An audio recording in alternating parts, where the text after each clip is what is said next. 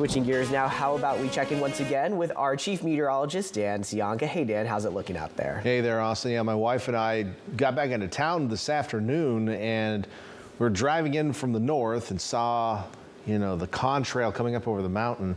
I thought, man, there's a Vandenberg launch. We could see the rocket all the way from, I guess we were like in Gilroy at the time. It was just shocking. And I'm like, oh, wait a minute, the air show's going on. Yeah, that far away is impressive. Yeah, no, you can still see them all the way from there. So some pretty cool sights and sounds across the eastern coastal plain of the Monterey Bay. But what's going on out there tonight? Well, we talked about the low clouds and cool temperatures today. Live look from Domenico's on the Wharf showing the city lights reflecting off of the low clouds late this evening. It has been certainly a cooler day for coastal cities. High temperatures in Salinas and Monterey were only 68 today. Watsonville did make it to 70.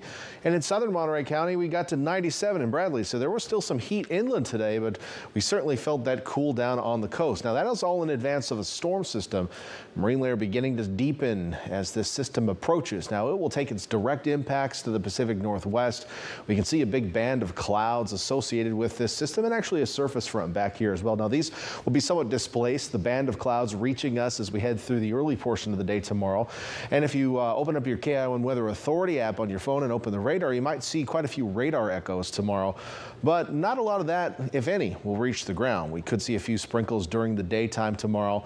And then a couple of weak fronts, this first one right here, and another one which really hasn't developed yet, perhaps on the second shortwave that's showing up here on this low pressure system coming in into Tuesday, could bring some light drizzly rain to the region. We'll talk a little bit more about the timing of both of those fronts in just a moment as well. So let's get into Futurecast and talk about things tonight. Now, overnight tonight, we already have low clouds through King City, so the model a little behind on the low cloud cover. Patchy fog possible, mostly in the coastal hills as our marine layer begins to deepen. We're not seeing a lot of visibility problems in the lower elevations right now, but farther inland and in the coastal hills, you may see a little fog, I should say, as we head through the overnight hours. Now, as we wake up tomorrow morning, probably around 7 a.m. or so, expect widespread low clouds around the bay and into the interior valleys. We'll also see the leading edge of those high clouds arrive. And as I mentioned, you might start seeing some radar echoes, and we see a couple little blips trying to show up here on this Futurecast model.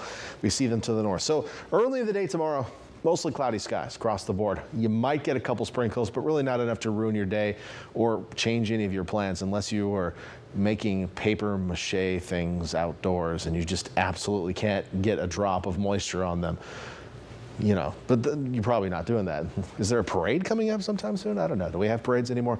Late tomorrow night, now the low clouds will actually return. I'm going to run this forward into Tuesday morning. We get a couple more blips. We might see some drizzle into light rain bordering on. So then tomorrow during the day, again, a few sprinkles possible, but maybe not likely, just possible. And then late tomorrow night, we might not see much on the radar, but the low clouds thick and moist, producing some drizzly light rain perhaps into Tuesday morning. We'll get a little break Tuesday afternoon, and we may do that again overnight Tuesday into Wednesday. In fact, let me show you a different model here. This is just cumulative precipitation, and I'll stop things for you at 6 o'clock tomorrow. Notice no precipitation showing up, so that first wave, not much going on. But so we head into the overnight into Tuesday morning, we start seeing a few hundredths of an inch here and there. That is that drizzly light rain potential. And then as we go into late Tuesday into Wednesday, we see it add up again. So we might see some heavier drizzle with this system over the next couple of nights. But the daytime stuff not looking like it's going to be all that fruitful. That's what I'm seeing right now. So a little bit of moisture on the roads in the morning commutes, both Tuesday and Wednesday. In the meantime, that cool down continues tomorrow.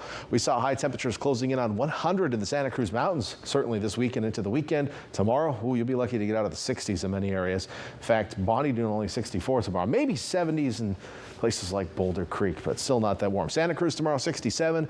On the east shore of the bay, mostly 60s out there. We'll get to the 70s in our northern inland valleys. Over to the Monterey Peninsula, temperatures staying in the 60s as well tomorrow, which is a little cool for this time of year. And then farther south, temperatures staying in the 70s and maybe getting into the low 80s. But as I mentioned, Bradley, 97 today. So you're taking a big hit tomorrow, 18-degree difference. Let's look at that 7-day forecast for coastal areas. A slight chance of light showers. That may last all the way into Wednesday morning. After that, we'll be dry. In fact, temperatures look to warm back up. Looks like a warmer end to the week. Might even have to up those temperatures Thursday and Friday. So stay tuned to the forecast for that. Inland areas, yeah, chances are pretty low for the next couple days. You may pick up a couple sprinkles, but nothing really all that interesting. Maybe in the mornings, in some favored areas, we might get to the point where we have a wet roadway, but that's going to be in the north and probably not anywhere south of places like Hollister. Beyond that, temperatures will warm back up as we head toward the end of the week. Back to you. Great. Thank you so much, Dan.